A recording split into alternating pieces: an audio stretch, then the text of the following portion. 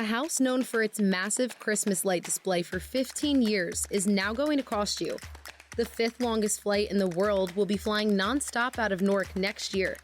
And have you ever wondered what it would be like to terrify people as a zombie at Fright Fest? Because we'll tell you. I mean, I'm scared of my own shadow, so I'm a terrible example, but let's get to it. I'm Bianca Velasquez, and you're listening to Today in NJ on October 24th. A man from Old Bridge has done a massive Christmas light display for 15 years, and people loved it.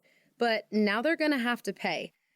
Tom Abruzzi from Old Bridge has been decorating his house and front yard with a massive display of, get this, 70,000 Christmas lights, plus synchronized music, plus automatic displays.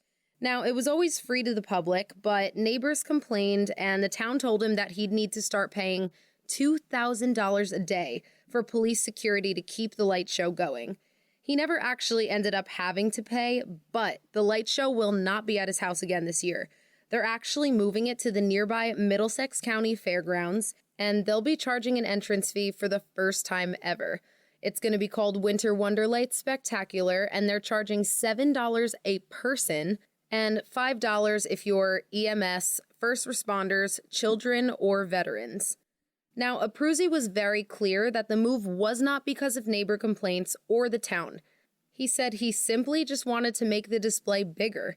He plans to have close to 1 million lights for this year's display at the fairgrounds. There's also going to be food trucks, and the whole scene is a walk-through display. Apparently, there's going to be a 200-foot-long tunnel that people can walk through. So rather than it being a house and a front lawn that people will be looking at, this will be more of a town event. The display is expected to be ready by November 23rd, and it'll run through December 29th. For everyone that loves to travel, this is really exciting. The fifth longest flight in the world can be taken nonstop out of Newark Airport, maybe as soon as October 2020. Air New Zealand plans to start flying nonstop between Newark Airport and Auckland next year. That's 3 times a week, year-round, that these flights will be available from Newark. And round-trip ticket prices could be as high as $1,500 based on what those prices look like between Auckland and Chicago.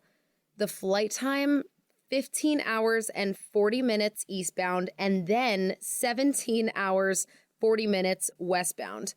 Don't be too worried, though, because one of the coolest parts about this is that you'll be flying in a Boeing luxury 787-9 Dreamliner plane. Now, for anyone who hasn't seen one of those before, because I know I haven't, basically the plane has higher ceilings, wider body, bigger windows, and coolest of all, a higher air pressure meant to cut down passengers' fatigue, dry eyes, and headaches.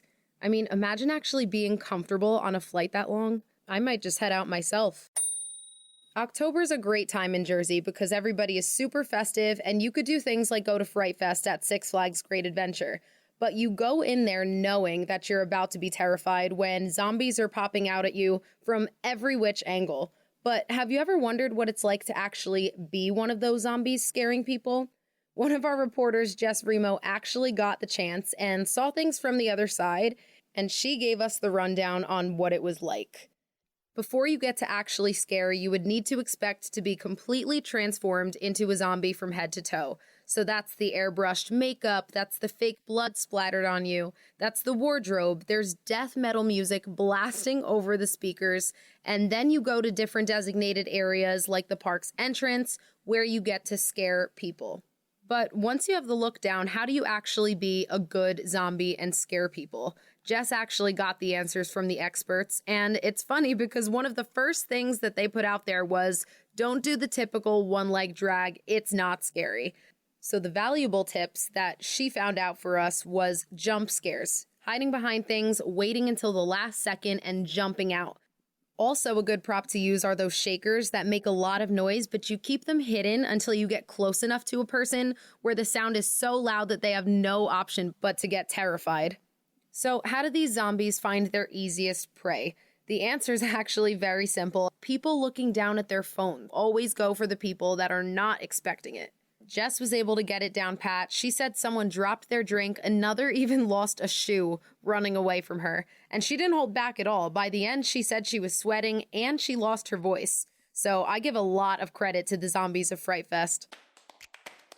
That's all for today, guys. Make sure to keep an eye on NJ.com for more top stories today, and enjoy the rest of the week. It's almost the weekend. I'm Bianca Velasquez with Today in NJ.